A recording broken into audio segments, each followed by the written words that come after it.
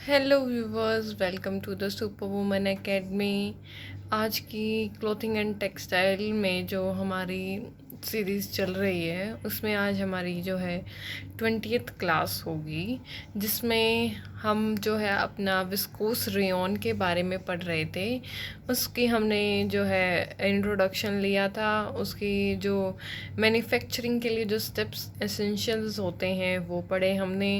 फिर हमने प्रॉपर्टीज़ पढ़ी थी, ठीक है। हमने अब अभी तक जो है अपनी दो तरीके की प्रॉपर्टीज़ पढ़ ली है। एक तो जो प्रॉपर्टीज़ होती है रेयॉन की वो, और एक हमने थर्मल प्रॉपर्टीज़ पढ़ ली थी।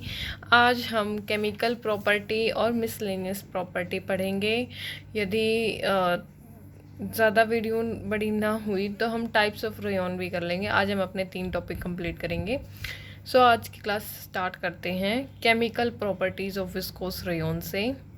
तो केमिकल प्रॉपर्टी के अंदर जो हमारा फर्स्ट आता है इफ़ेक्ट ऑफ एल्कलाइज। देखो, केमिकल प्रॉपर्टी में जो जो हम अपने कपड़े पर, अपने रेयॉन के जो फैब्रिक बनाते समय जो भी हम उस पर केमिकल्स का इस्तेमाल करते हैं, हम उन केमिकल्स के बारे में जानेंगे कि भाई हम उनका जो है क्या उनका असर पड़ता है हमारे फैब्रिक पर, ठीक है। तो पहला हमारा आता है इफ़ेक्ट ऑफ एल्कलाइज, ठीक है। इसमें क्या है कि भाई जो हमारा वो रेयॉन है वो भी एक सेल्यूलोसिक फाइबर है, ठीक है। सेल्यूलोसिक फाइबर है ना।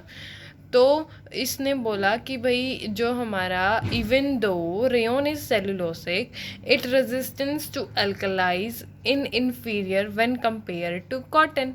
क्या कि भाई रेजिस्टेंस के अंदर, जब हम रेजिस्टेंस टू अल्कलाई, देखो हम कॉटन के अंदर यदि अल्कलाई का इस्तेमाल करते हैं तो उसके वो जो वहाँ पर जितना हम उसका यूज़ करते हैं और जो उसके इफ़ेक्ट होते हैं उनसे हम कंपैरिजन करें रेयॉन से। किसको? कॉटन को कंपैरिजन कर रहे हैं रेयॉन से।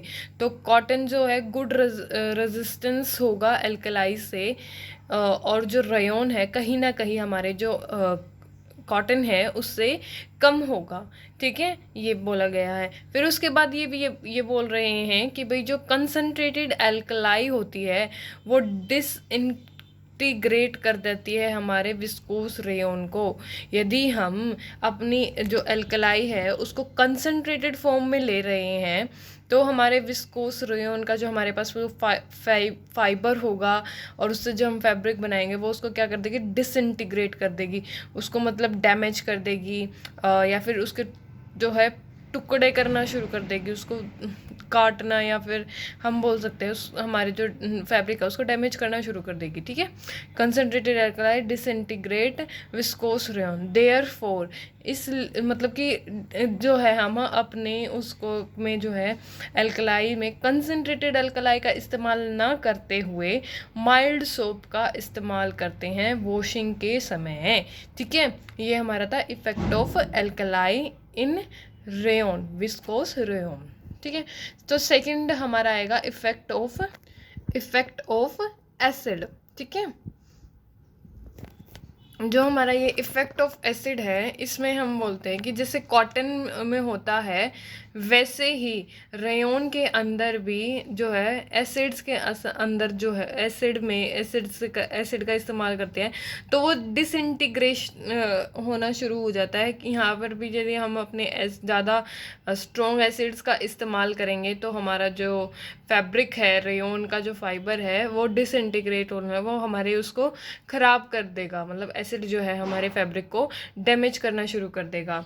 It can not withstand hot dilute and cold concentrated acid, specially mineral acid. जो है हम इसमें किसके जो ये हॉट डाइल्यूट हो गया और कोल्ड कंसनट्रेटेड एसिड्स हो गए, इनका जो है स्पेशली जो और मिनरल एसिड होते हैं इनका इस्तेमाल नहीं करते हैं। इनका जो है इफ़ेक्ट जो होता है वो बहुत ही ज़्यादा बुरा होता है, ठीक है।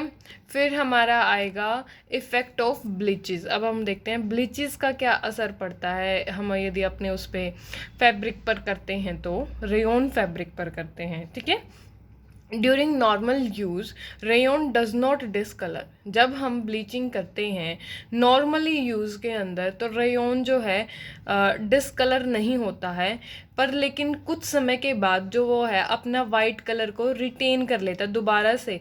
मतलब ज़रूरी नहीं है कि भाई मतलब नॉर्मली तो नहीं करता है, लेकिन कुछ समय के बाद जो है वो अपने उस जो उसका ओरिजिनल कलर होता है वाइट कलर उस फॉर्म में आना शुरू होता है। इसका मतलब यदि हम अपने विस्कोस रेयॉन का जो हम कपड़ा ले रहे हैं, फैब्रिक ले रहे हैं, तो वो कुछ समय के बाद जो वो है उस पर जो है वाइटपन आना शुरू हो जाएगा, जो कलर है वो निकलना शुरू हो जाएगा, कलर आपको लगेगा कि कलर फेड होता आ रहा है। ठीक है। इफ़ ब्लीचिंग इज़ रिक्वायर्ड, यदि ब्लीचिंग की ज़रूरत है तो हाउस होल्ड ब्लीचेस जो हमारी होती है नॉर्मली उनका हम इसमें इस्तेमाल कर सकते हैं, जैसे कि sodium hypochlorite, sodium perborate and hydrogen peroxide at lower concentration can safely be employed. यदि हम इनको भी लोअर कंसंट्रेशन पे, मतलब कि इनकी जो मात्रा होगी वो बहुत ही ज़्यादा कम होगी। कौन कौन से के हम कर सकते हैं ब्लीचिंग के अंदर? सोडियम हाइपोक्लोराइड, जिसको हम ज्वाइल वाटर भी बोलते हैं, sodium perborate and sodium hydrogen peroxide. ठीक है। और कैसी उसमें फॉर्म में लेना है हमें इसको? लो कंसंट्रेशन में लेना है। ठीक है। तो हमारे केमिकल जो प्रॉपर्टीज़ थी उसमें हमारा effect of alkalis, effect of acid and effect of bleaches आते हैं, जो कि हम अब पढ़ चुके हैं। अब हम आगे बढ़ेंगे मिसलेनियस प्रॉपर्टी की तरफ। जब अब हमारी विस्कोस रेयॉन से रिलेटेड हम कुछ और गुण देखेंगे, तो हमारा सबसे पहले आता है इफ़ेक्ट ऑफ सनलाइट। ठीक है। इफ़ेक्ट ऑफ सनलाइट, इसमें क्या है कि भाई जैसे हम अपने मतलब कि एक तरीके से तो हमारा जो रेयॉन है वो नेचुरल ही फैब्रिक है, नेचुरल मतलब कि रीजनरेटेड फाइबर है ना। तो रीजनरेटेड में क्या होता है, नेचुरल को ही हम दोबारा से रीजनरेट करते हैं। तो ये हम इसको एज कंपेयर कर सकते हैं नेचुरल फाइबर से। तो यदि हम इसको कंपेयर करें, इफ़ेक्ट ऑफ सनलाइट के अंदर पढ़ रहे हैं, देखो कि जो हाँ नेचुरल फाइबर से हम इसको कंपैरिजन करें तो ये थोड़ा सा गुड रेजिस्टेंस है सनलाइट में। ठीक है। थोड़ा सा मतलब कि हम ये नहीं बोलते कि भाई ये ज़्यादा ही अच्छा है। ठीक है। रेयॉन पोजेसेस उनसे जो नेचुरल फाइबर्स होते हैं, जैसे हमारा नेचुरल फाइबर के अंदर हमारा कौन कौन सा आता है भाई, जैसे हमारा बास्ट फाइबर आ गया, कॉटन फाइबर आ गया, ये सारे हमारे कैसे होते हैं, नेचुरल फाइबर होते हैं ना। हमारा वूल भी नेचुरली में ही आता है। वो बात अलग है कि हम उसको एनिमल फाइबर के अंदर भी कंसिडर करते हैं। तो effect of sunlight compare to all natural fibres, rayon possesses good resistance to sunlight. However prolonged exposure to sunlight, यदि हम उसको ज़्यादा समय तक सनलाइट में रखेंगे तो वो जो है वाइट कलर, वो वाइट फैब्रिक में टर्न होना शुरू हो जाता है, और या फिर येलोइश उसमें शेड आनी शुरू हो जाती है। एंड कॉजेज, इसका कारण होता है सब्सिक्वेंट डिटोरिएशन की वजह से जो है वो अपन जो उसका ओरिजिनल कलर होता है विस्कोस रेयॉन का उसमें आना शुरू हो जाता है। ठीक है। क्या है? However, prolonged exposure to sunlight may turn white fabric into yellow and causes subsequent deteriorations। ठीक है। फिर हमारा नेक्स्ट आता है इफेक्ट ऑफ माइल्ड्यू। ये प्योर सेलुलोज फैब्रिक होने के कारण it become a good lot for the growth of moulds. इसमें जो मोल्ड्स की ग्रोथ है वो अच्छी हो सकती है। किसकी वजह से? ये प्योर सेलुलोज होने के कारण जो हमारा फैब्रिक है विस्कोस रेयॉन का, वो अब देखो जो हमारे नेचुरल फाइबर के अंदर जो हमारा प्लांट फाइबर होता है वो कैसा होता है? सेल्यूलोसिक फाइबर होता है। उसकी जो केमिकल कॉम्पोजिशन होती है वो सेल्यूलोस होती है ना।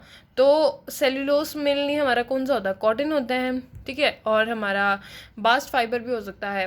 तो हम इसमें मेनली हम जो पढ़ रहे हैं वो ये पढ़ रहे हैं कि जो हमारा विस्कोस रेयोन है वो कौन से फाइबर को जो रीजनरेट करके हम अपना विस्कोस रेयोन बना रहे हैं, तो वो हमारा मेनली कॉटन है।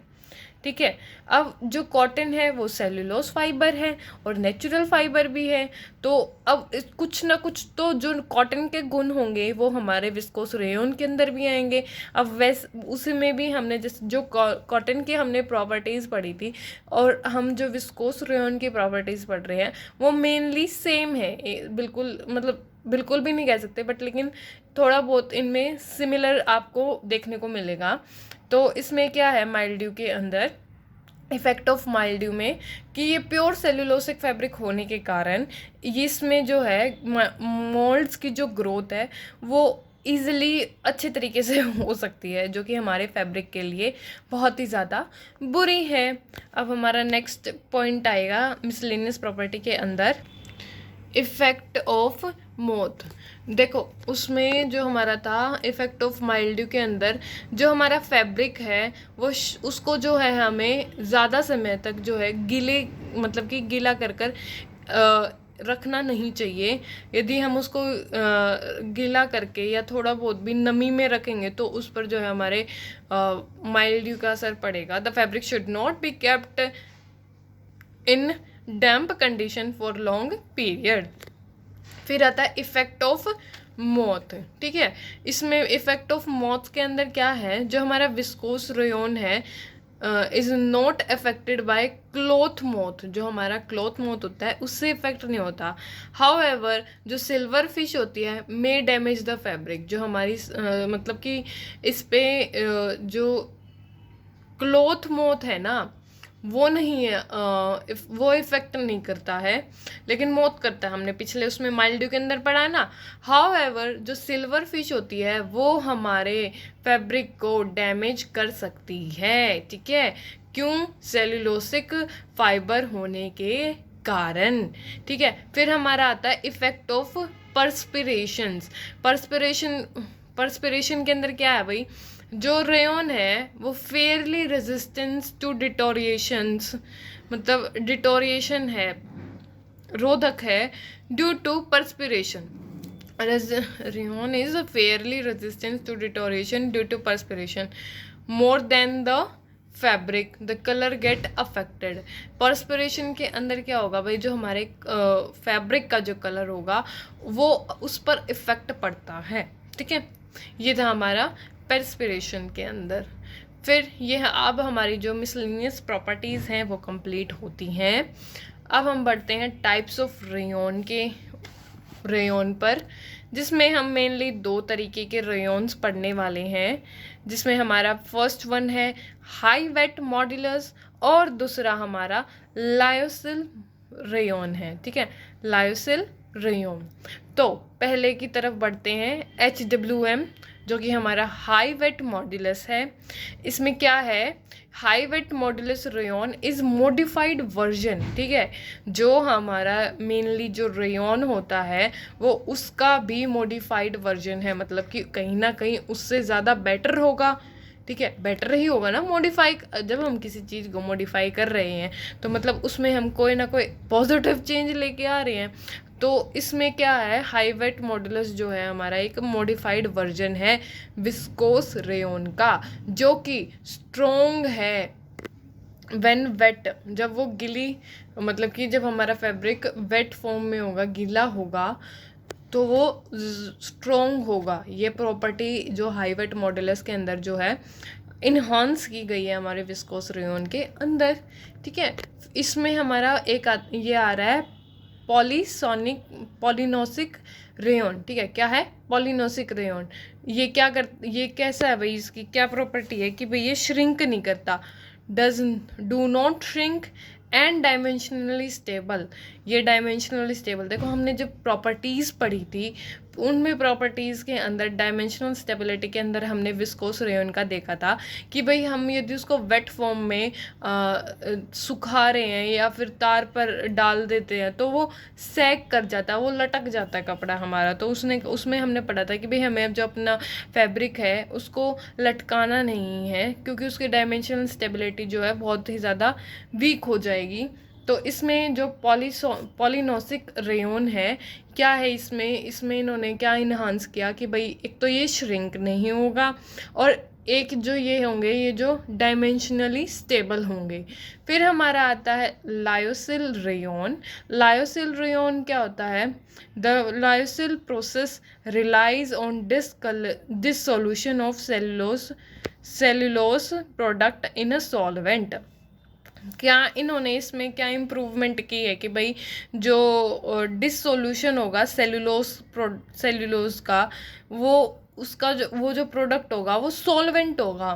ठीक है, इसमें इन्होंने कुछ बताए हैं, ये 2 एग्जांपल्स दिए हैं सॉल्वेंट के जो हम उसमें यूज़ कर सकते हैं प्रोसेस के दौरान, वो यूज़ करते हैं तभी हमारा लायोसिल रेयन बनता है। तो वो कौन कौन से हैं? N methyl morpholine N methyl morpholine N oxide. अब ये जो होता है इनकी वजह से जो ये थोड़ा एक्सपेंसिव भी होते हैं।